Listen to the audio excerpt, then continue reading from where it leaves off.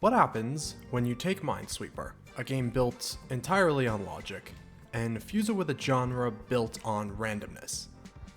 This is Broom Sweeper, a game that asks, can deduction survive RNG? At its core, this is still Minesweeper. You're cleaning tiles, reading numbers, and trying not to make a mistake that ends your run. The difference is structure. This isn't a single puzzle. It's a sequence of boards with upgrades, modifiers, and decisions layered on top. If you've never played Minesweeper, the numbers tell you how many hazards are touching that tile. So if it says 1, there's exactly 1 danger in the surrounding squares. From there, it's about deduction. You use what you know to figure out what's safe and what isn't. Where Broom Sweeper changes things is everything around that core. You're not just solving one board, you're managing a run. You'll pick up abilities, modifiers, things that either help you or make the logic more complicated. A typical run starts simple. Basic board, limited tools, then the game starts layering on systems. You're constantly deciding whether to play it safe or take risks to keep momentum. And eventually, like any roguelike, the run ends.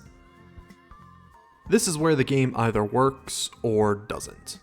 Classic Minesweeper is about certainty. If you're good enough, you can avoid guessing with only a small amount of luck at play. Here, modifiers can force situations where logic isn't enough. So the question becomes, does the game give you tools to deal with uncertainty? Or does it just expect you to accept the loss? To its credit, the game expands on the formula with abilities and modifiers. At its best, you're building a toolkit that lets you bend the rules.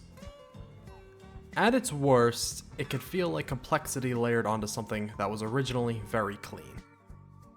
The only progression so far is unlocking more difficult floors and other characters, making the game run to run very samey. Difficulty ramps up, but not always cleanly. Sometimes it feels earned, sometimes it feels random. In a game like this, readability is everything. If you can process the board instantly, it feels fair. If not, even good mechanics start to break down. I mentioned before, the game feels very samey from run to run, but a run only lasts around 20 to 30 minutes, so it doesn't overstay its welcome. But this isn't the first attempt at this idea. Games like Demon Crawl have already explored this space, so it comes down to execution.